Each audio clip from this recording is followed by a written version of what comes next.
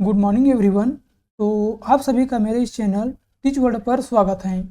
तो आज है दोस्तों 6 दिसंबर और 6 दिसंबर का जो मोस्ट इम्पॉर्टेंट सेलेक्टिव क्वेश्चन रहेगा दोस्तों, उसको आज हम हल करेंगे, जो आपके छत्तीसगढ़ जिला पुलिस भर्ती के लिए हेल्पफुल साबित होगा दोस्तों। जिसमें हमारा टारगेट रहेगा 90 प्लस स्कोर करना। मतलब जो छत्तीसगढ़ पुलिस भर्ती का जो एग्ज़ाम होने वाला है दोस्तों, उसमें हमारा टारगेट लेके चलेंगे 90 प्लस स्कोर करना।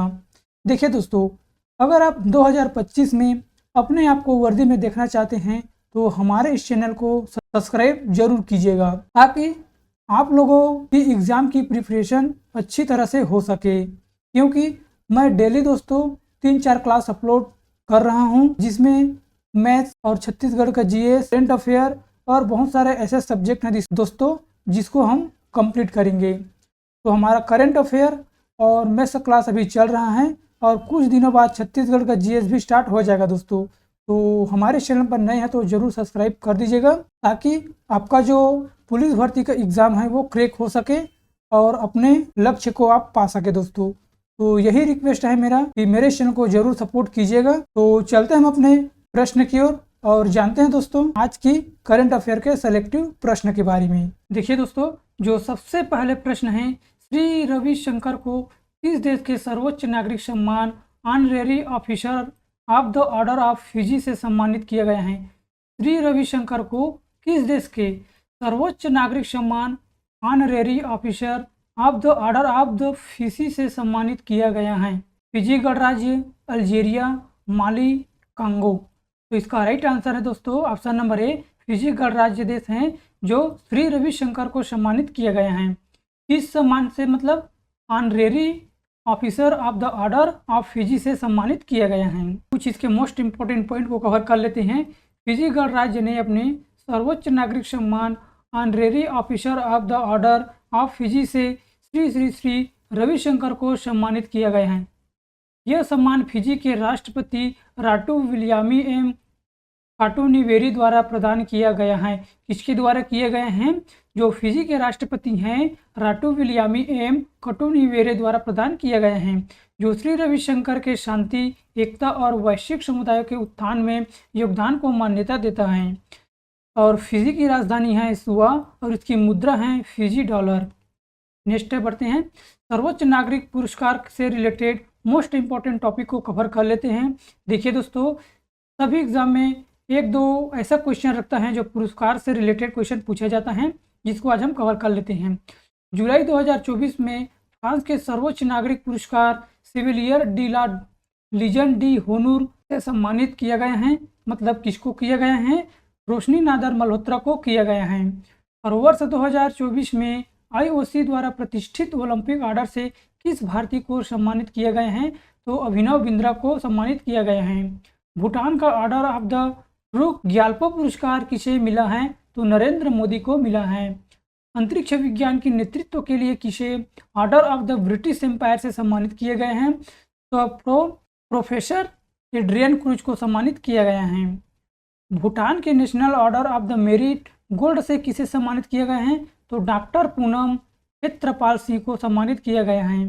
और इटली के द ऑर्डर ऑफ मेरिट से किसे सम्मानित किए गए हैं? तो कबीर बेदी को। नेक्स्ट क्वेश्चन है, प्रधानमंत्री नरेंद्र मोदी ने भारत की पहली हेली एम्बुलेंस सेवा संजीवनी का शुभारंभ कहाँ किया गया है? भारत के जो प्रधानमंत्री नरेंद्र मोदी हैं दोस्तों, वो पहली एम्बुलेंस सेवा मतलब संजीवनी का शुभारंभ कहाँ किया गया है? सूरत, ऋषिकेश, लखनऊ, कोच्चि। तो इसका राइट आंसर है ऑप्शन नंबर बी, ऋषिकेश में शुभारंभ किया गया है। प्रधानमंत्री नरेंद्र मोदी ने धन्वंतरी जयंती पर एम्स ऋषिकेश द्वारा संचालित भारत की पहली हेली एम्बुलेंस संजीवनी का शुभारंभ किया है, जिससे उत्तराखंड में आपातकालीन देखभाल में सुधार होगा। और इस सेवा का उद्देश्य दूर दराज के क्षेत्रों में जल्दी पहुंचना है, जिससे आपात स्थितियों में जान बचाने की संभावना बढ़ जाएगी। इसी वजह से संजीवनी का शुभारंभ किया है। कहाँ किए गए हैं? ऋषिकेश में। उत्तराखंड राज्य दर्शन के मोस्ट इंपॉर्टेंट क्वेश्चन को हम कवर कर लेते हैं। देखिए, गठन कब हुआ था? 9 नवंबर 2000 को गठन हुआ था उत्तराखंड का, जो उत्तर प्रदेश से अलग होकर 27वां राज्य बना। और इसका पुराना नाम क्या था? उत्तरांचल। और अब क्या है? उत्तराखंड। जिसकी राजधानी है देहरादून और जिसके मुख्यमंत्री हैं पुष्कर सिंह धामी। और पहले जो मुख्यमंत्री था उसका नाम था दोस्तों नित्यानंद स्वामी और अब हैं पुष्कर सिंह धामी। और राज्यपाल हैं गुरमीत सिंह, जिसमें टोटल लोकसभा सीट 5 हैं और राज्यसभा सीट 3 और विधानसभा सीट 71 हैं। और जिसका पड़ोसी देश कौन कौन सा है? नेपाल है, तिब्बत, नेपाल तिब्बत मतलब जो चीन में है। और पड़ोसी राज्य कौन है? हिमाचल प्रदेश, उत्तर प्रदेश और हरियाणा।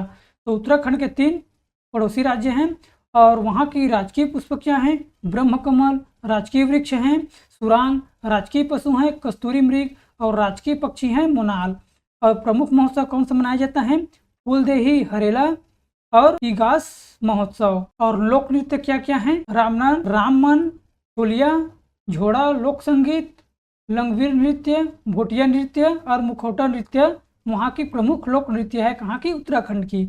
और राष्ट्रीय उद्यान कौन कौन सी हैं? जिम कार्बेट राष्ट्रीय उद्यान, नंदा देवी राष्ट्रीय उद्यान, फूलों की घाटी राष्ट्रीय उद्यान, राजाजी राष्ट्रीय उद्यान, गंगोत्री राष्ट्रीय उद्यान और गोविंद राष्ट्रीय उद्यान उत्तराखंड में स्थित हैं। और प्रमुख दर्रा लिपू लेक दर्रा, ट्रायल दर्रा, माना दर्रा, नीति दर्रा, मुलिनगला दर्रा, लमखांगा दर्रा और नामा दर्रा। और प्रमुख झील कौन कौन से हैं? रूपकुंड झील, हेमकुंड झील, काकभूसडी, नैनी झील, मिमताल झील, पुरपात झील, देवरिया ताल, नावकुचिया झील। और 4 धाम कहाँ हैं? गंगोत्री। तो इस पॉइंट को आपको जरूर याद रखना है दोस्तों, ये मोस्ट इंपॉर्टेंट है। नेक्स्ट क्वेश्चन की ओर बढ़ते हैं। तीसरा क्वेश्चन, भारत में विश्व बचत दिवस 2024 में कब मनाया गया है?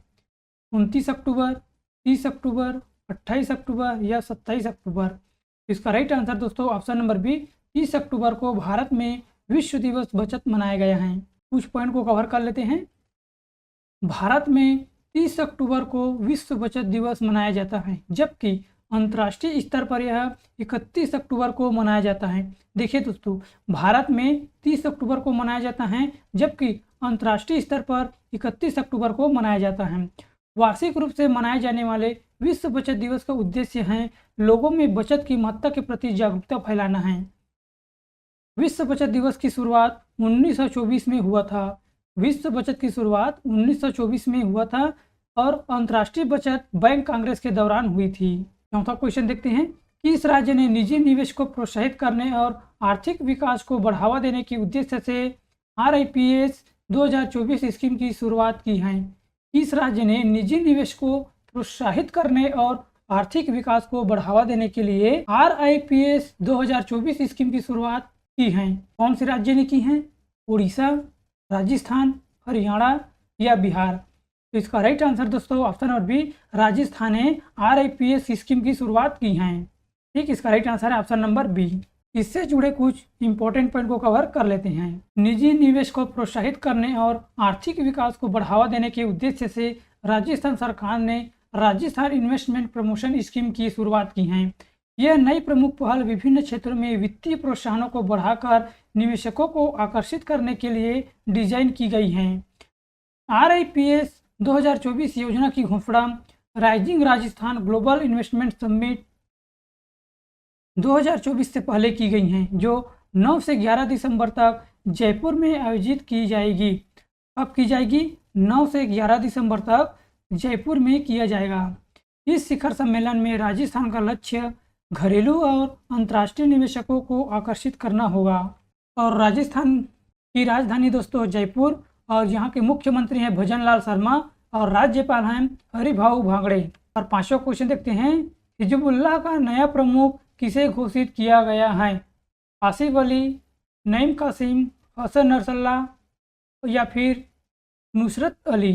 तो किसे की गई हैं? Option number B, Naim Qassem को की गई हैं। हिजबुल्लाह ने हसन नसरल्लाह की इजरायली हवाई हमले में मृत्यु के बाद 71वें वर्षीय नईम कासिम को अपना नया प्रमुख घोषित किया गया है। किसे? नईम कासिम को अपना नया प्रमुख घोषित किया गया है। 1991 से संस्थापक सदस्य और उप महासचिव रहे हैं, जो कासिम हसन नसरल्लाह के उत्तराधिकारी होंगे और बढ़ते तनाव के बीच हिजबुल्लाह का नेतृत्व करेंगे। अगला क्वेश्चन देखते हैं, किस देश ने 14 वर्ष से कम आयु के बच्चों के लिए निःशुल्क कैंसर उपचार उपलब्ध करवाने का निर्णय लिया है? किस देश ने 14 वर्ष से कम आयु के बच्चों के लिए निःशुल्क कैंसर का इलाज करने के लिए उपलब्ध करवाने का निर्माण किया है? श्रीलंका, नेपाल, चीन या भारत? इसका राइट आंसर दोस्तों ऑप्शन नंबर बी, नेपाल ने किया है। नेपाल ने 14 वर्ष से कम आयु के बच्चों के लिए क्रांति children hospital, Bhaktipur cancer hospital और बीपी को कोइसराला में मेमोरियल कैंसर हॉस्पिटल में निःशुल्क कैंसर उपचार उपलब्ध कराया जाएगा। नेपाल के स्वास्थ्य मंत्री प्रदीप पौडवाल की पहल का उद्देश्य है युवा कैंसर रोगियों के परिवार और वित्तीय बोझ को कम करना। और नेपाल में कैंसर एक समस्या है जो असंचारी रोगों से होने वाली मौतों को 11% का कारण है और हर साल 1500 बच्चे में इसका निदान किया जाता है। नेपाल की राजधानी है काठमांडू और राष्ट्रपति हैं रामचंद्र पौडेल और प्रधानमंत्री हैं केपी शर्मा ओली और वहाँ के मुद्रा है नेपाली रुपया। नेपाल के कुछ करंट अफेयर के बारे में हम जान लेते हैं दोस्तों। प्रकाश मान सिंह राउत को किस देश का नया प्रधान न्यायाधीश नियुक्त किया गया है? तो ये नेपाल का किया गया है। और नेपाल और सीमावर्ती राज्यों में मित्र वन स्थापित करने की घोषणा किस राज्य ने की है? तो उत्तर प्रदेश ने की है। विदेश मंत्रालय और न्यूस्पेंड इंडिया लिमिटेड ने किस देश के निर्मित मुनाल उपग्रह प्रक्षेपण हेतु समझौता ज्ञापन पर हस्ताक्षर किए हैं? तो नेपाल ने किए हैं। नेपाल के नए प्रधानमंत्री केपी शर्मा ओली हैं। और किस देश की पूर्वोत्तरोही पूर्णिमा श्रेष्ठ ने एक सीजन में माउंट एवरेस्ट पर 3 बार चढ़कर रिकॉर्ड बनाया है? तो ये नेपाल ने है। इस देश की पर्वतरोही कामेरीता शेरपा ने 29वीं बार माउंट एवरेस्ट पर विजय प्राप्त करके एक ऐतिहासिक उपलब्धि हासिल किया है? तो नेपाल है दोस्तों। और किस देश की जनसंख्या वृद्धि दर में ऐतिहासिक गिरावट हुई है? तो नेपाल है। और किस देश ने इंद्रधनुष पर्यटन सम्मेलन की मेजबानी की है? तो नेपाल ने की है। और किस देश के क्रिकेटर दीपेंद्र सिंह एरी ने एक ओवर में 6 छक्के लगाकर रिकॉर्ड बनाए हैं? तो ये नेपाल के खिलाड़ी हैं दोस्तों। नेपाल के खिलाड़ी कौन है जिसने एक ओवर में 6 छक्के लगाए हैं? तो दीपेंद्र सिंह एरी ने लगाए हैं। इस पॉइंट को याद रख लेना है। तो आपका क्वेश्चन देखते हैं। पंजाब नेशनल बैंक के नए एमडी और सीईओ किसे नियुक्त किया गया है? मनीष शर्मा, अशोक चंद्र, राजेश मल्होत्रा, विपिन कुमार? इसका राइट आंसर है ऑप्शन नंबर बी, अशोक चंद्र को पंजाब नेशनल बैंक के नए एमडी और सीईओ नियुक्त किया गया है। वित्तीय सेवा संस्थापक ब्यूरो ने अशोक चंद्र को पंजाब नेशनल बैंक के अगले एमडी और सीईओ के रूप में चुना है। अशोक चंद्र 31 दिसंबर 2024 को अतुल कुमार गोयल की सेवानिवृत्ति पर उनका स्थान लेंगे। पहले कौन था? अतुल कुमार गोयल। और इसके बाद आएगा दोस्तों अशोक चंद्र, जो इसके स्थान पर लिया जाएगा। जो पंजाब नेशनल बैंक की स्थापना है 19 मई 1894 में हुआ था, जिसका मुख्यालय नई दिल्ली में है। रतन टाटा ए लाइफ नामक पुस्तक के लेखक कौन है? रतन टाटा ए लाइफ नामक पुस्तक के लेखक कौन है?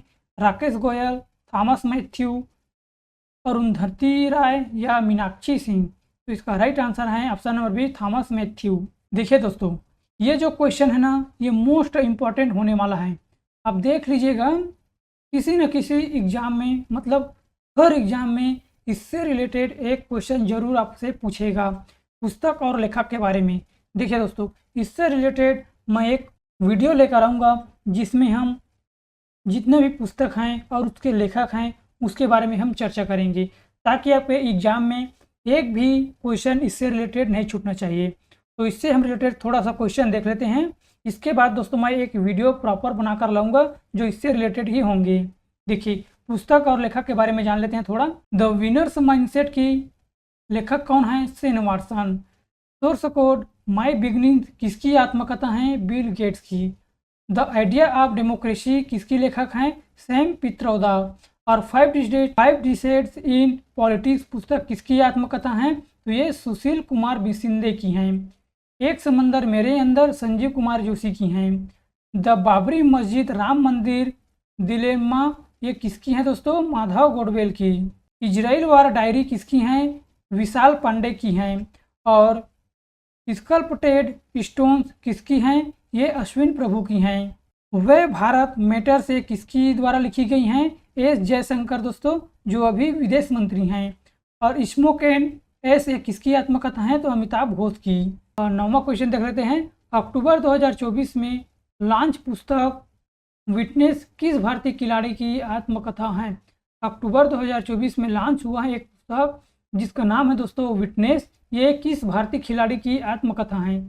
सुशील कुमार, साक्षी मालिक, बजरंग पुनिया या महेंद्र सिंह धोनी? इसका राइट आंसर है ऑप्शन नंबर बी, साक्षी मालिक की ये आत्मकथा है। 10 अक्टूबर 2024 में न्यायमूर्ति के एस पुट्टस्वामी का निधन हो गए हैं। इनका संबंध किस अधिकारी से था? बाल संरक्षण अधिकारी, संपत्ति का अधिकार, निजता का अधिकार या समता का अधिकार? तो इसका राइट आंसर है ऑप्शन नंबर सी दोस्तों, निजता का अधिकार से संबंध है। कुछ पॉइंट को कवर कर लेते हैं। अक्टूबर 2024 में न्यायमूर्ति के एस पुट्टस्वामी का 98 वर्ष की आयु में निधन हो गए हैं, जो फरवरी 1926 में कर्नाटक के कोलार में जन्म लिए थे। वे कर्नाटक उच्च न्यायालय के पूर्व न्यायाधीश थे। न्यायमूर्ति के एस पुट्टस्वामी ने 2012 में आधार योजना के खिलाफ सर्वोच्च न्यायालय में चुनौती पेश की थी, जिसके कारण अगस्त 2017 में ऐतिहासिक फैसला आया था, जिसमें भारत के संविधान के तहत गोपनीयता को मौलिक अधिकार घोषित किया गया था। 11वां क्वेश्चन है, भारत में डिजिटल बुनियादी ढांचे का समर्थन करने के लिए संयुक्त राज्य अमेरिका, जापान और किस देश ने एक DIGI फ्रेमवर्क की शुरुआत करने की घोषणा की है? रूस ने, दक्षिण कोरिया, चीन या नेपाल? इसका राइट आंसर है ऑप्शन नंबर बी, दक्षिण कोरिया। भारत में डिजिटल बुनियादी ढांचे को मजबूत करने के लिए संयुक्त राज्य अमेरिका, जापान और दक्षिण कोरिया ने भारतीय निजी क्षेत्र के साथ सहयोग करने के लिए एक नए फ्रेमवर्क तैयार किए गए हैं दोस्तों। यह फ्रेमवर्क का क्या नाम है? DIGI मतलब DG। यह घोषणा US international development finance corporation, Japan bank for international cooperation और कोरिया के निर्यात आयात बैंक के द्वारा की गई है। Digital infrastructure growth initiative for India framework, जो इसका पूरा नाम है दोस्तों, सूचना और संचार प्रौद्योगिकी क्षेत्र जैसे 5G, submarine cable, optical fibre. अब 12वां क्वेश्चन देख लेते हैं दोस्तों। ये हमारा लास्ट क्वेश्चन है। किस राज्य सरकार द्वारा पराली जलाने पर अंकुश लगाने के लिए राज्य विशिष्ट योजना लागू की गई है? किस राज्य सरकार द्वारा पराली जलाने पर अंकुश लगाने के लिए राज्य विशिष्ट योजना लागू की गई है? राजस्थान, हरियाणा, उड़ीसा या उत्तर प्रदेश? तो इसका राइट आंसर दोस्तों ऑप्शन नंबर बी, हरियाणा राज्य ने किया है। हरियाणा सरकार ने पराली जलाने की घटनाओं पर अंकुश लगाने के लिए राज्य विशिष्ट योजना लागू की है। इस योजना के तहत किसानों को फसल अवशेष प्रबंधन के लिए वित्तीय सहायता मिलेगी। साथ ही इसमें पंचायतों द्वारा शून्य जलना लक्ष्य भी निर्धारित किए जाएंगे। इसमें रेड जोन पंचायतों को जीरो बर्निंग लक्ष्य प्राप्त करने के लिए 1 लाख रुपये की प्रोत्साहन राशि मिलेगी, जबकि येलो जोन पंचायतों की जीरो बर्निंग लक्ष्य प्राप्त करने के लिए 50,000 रुपये मिलेगी। धान की फसल अवशेष प्रबंधन के लिए किसानों को प्रति एकड़ 1,000 रुपये प्रोत्साहन राशि मिलेगी। ये इससे रिलेटेड जुड़े हुए कुछ क्वेश्चन था दोस्तों, इसको आप जरूर याद रख लीजिएगा। देखिए दोस्तों, हमारा क्वेश्चन समाप्त हो गए हैं। टोटल हम 12 क्वेश्चन किए हैं। इनमें से हर क्वेश्चन के अंदर हम 10-10 टॉपिक को ऐड किए दोस्तों। 10 से अधिक होगा तो आप समझ सकते हैं 100+ क्वेश्चन को हम सॉल्व किए हैं। और आप लोगों के लिए 2 क्वेश्चन का टेस्ट है, इसका आंसर हमें कमेंट बॉक्स में दीजिएगा। देखिए दोस्तों, प्रधानमंत्री नरेंद्र मोदी ने भारत सरकार की पहली हेली एम्बुलेंस सेवा संजीवनी का शुभारंभ कहाँ किया गया है? सूरत, ऋषिकेश, लखनऊ या कोच्चि? इसका आंसर हमें कमेंट बॉक्स में दीजिएगा। और दूसरा क्वेश्चन है, पंजाब नेशनल बैंक के नए MD और CEO किसे नियुक्त किया गया है? मनीष शर्मा, अशोक चंद्र, राजेश मल्होत्रा या विपिन कुमार? दोनों क्वेश्चन का आंसर दोस्तों हमें कमेंट बॉक्स में देना है। अगर आपको दोस्तों यह सेशन अच्छा लगा है तो ज़रूर हमारे इस चैनल को सब्सक्राइब कर दीजिएगा, ताकि आने वाले वीडियो आपके लिए हेल्पफुल हो सके। तो यही आशा करता हूँ कि दोस्तों ये वीडियो आपको ज़रूर अच्छा लगेगा। तो आज की इस वीडियो में बस इतना ही। मिलते हैं अगले वीडियो पे। Thank you very so much.